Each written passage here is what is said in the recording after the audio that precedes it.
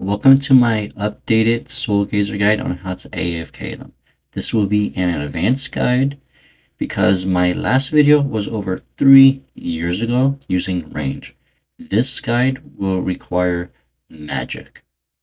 As for the requirements, you will need to have completed the Dishonor Among Thieves quest and to have 99 Slayer.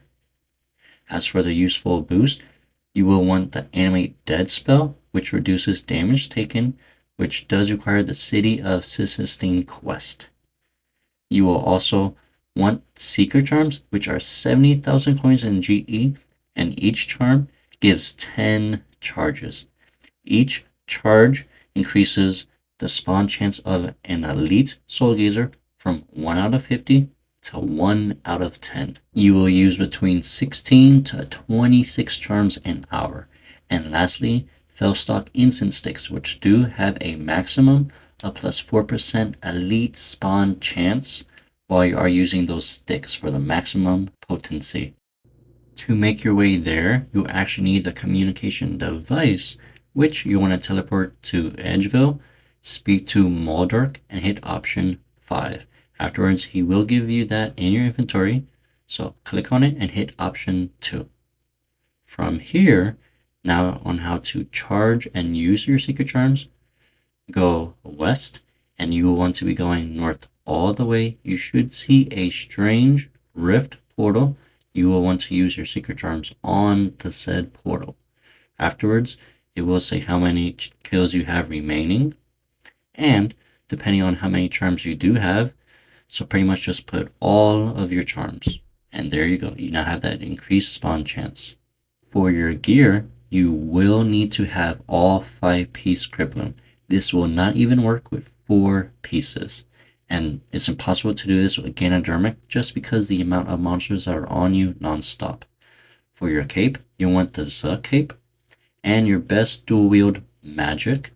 As for the orb, I do suggest to have a minimum of chroming 2. Chroming 4 is ideal. As for the inventory, you'll want some cannonballs, overloads, emergency sharks. This is in case you get 2 elite spawns at once, as they do damage you a lot. You'll want an emergency super restore, as penance powder is not enough to sustain you, and I do suggest using the penance aura. Bring your rune pouches, the secret charms, and the death touch dart is if you do get the very rare chance of Valhazah Soulgazer, which has a guaranteed chance of dropping you the Hexhunter bow. Lastly, the action bar will be on screen now, although there is one issue. Players will need to have the Greater Chain Ability Codex that does cost about 430 mil cash, but it pairs well with the next ability on the bar, which would have to be Omni Power. At the end of the bar, I did put Shadow Blitz, as no other spell will be able to maintain the full hour just because it has reduced damage thanks to the Criploom set effect. And of course, it does have the Animate Dead spell. And if you ever want to teleport out, I just have the War's Retreat. For this guide, I will be doing this in the wilderness because you get so much more kills per hour here than the Zamorak Hideout. From the Lodestone, you want to make your way east all the way past the Abyssal Demons, and once you get to a lot of red dots on the floor and skeletons, now you want to make your way a little bit northeast. This way, you're able to see the Soulgazers. From here, there will be 2 trees that you will have to follow. They'll be kind of grayish, and you want to stand south of the north tree and then west of the east tree. From there, you want to place your cannon. Doing so will aggro them as much as possible, and being able to kill the 2 to the west that you are not able to target. But once you have placed the cannon, I do suggest you to tag all of the Soulgazers that are to the north, and then just let your action bar do its job.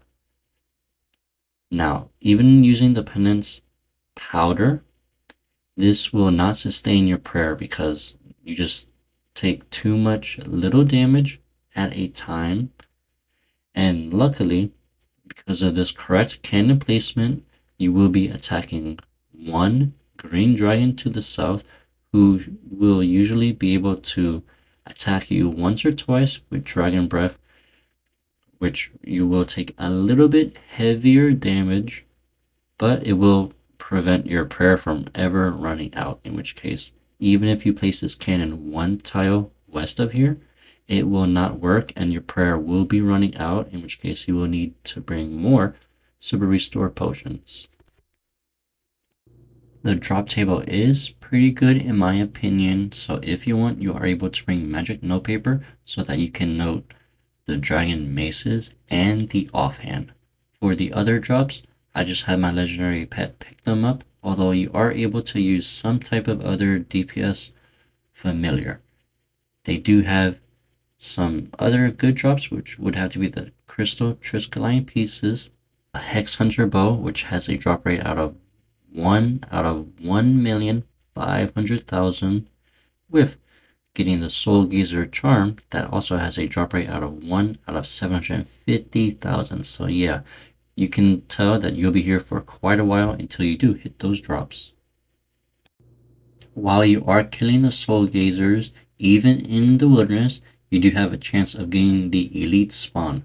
Although from what I have noticed, there seems to be a delay when you kill a monster, probably about 7 seconds, and then the elite spawn will spawn, just like so, in the bottom right corner. This is the only part where you may have to pay attention, because there is a chance for 2 elite Soulgazers to spawn, in which case that is what your Excalibur and the sharks are for. It's not really too common for that to happen, so it's just for like a little precaution in case, oh, I died and then turns out there was 2 of these bad boys on you. And these have the highest drop rate for getting the Hexhunter bow and the Soulgazer charm. They have a lot of health, so I do suggest you to manually target them, or you can just pretty much AFK and then hope your character does start attacking them. For the rates per hour at the Zamorak hideout, you can expect to kill 167 Soulgazers. Although keep in mind, you will be killing between 10 to 12 Seekers at the same time, because your cannon will target 2 of them to the south, 1 to the west, and 1 to the east.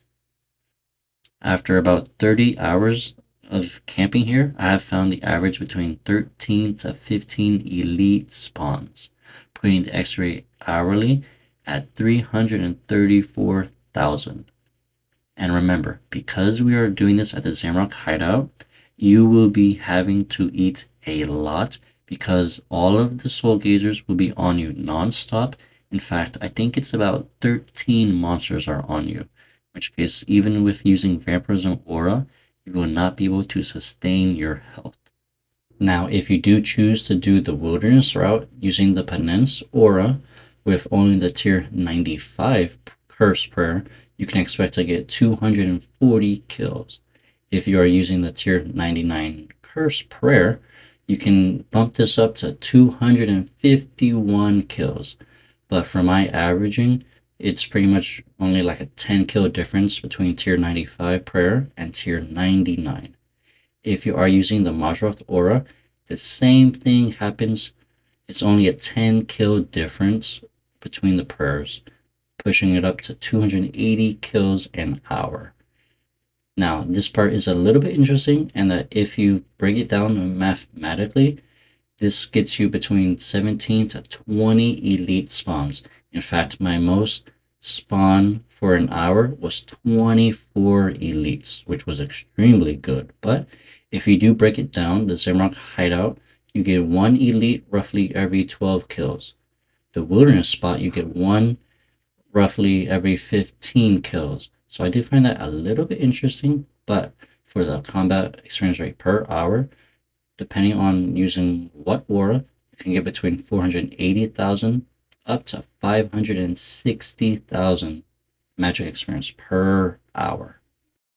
Thank you all so much for watching this, and enjoy the rest of your day. Don't forget to like, subscribe, or comment down below any video suggestions or questions you have, and I will try to answer them. And enjoy the rest of your day.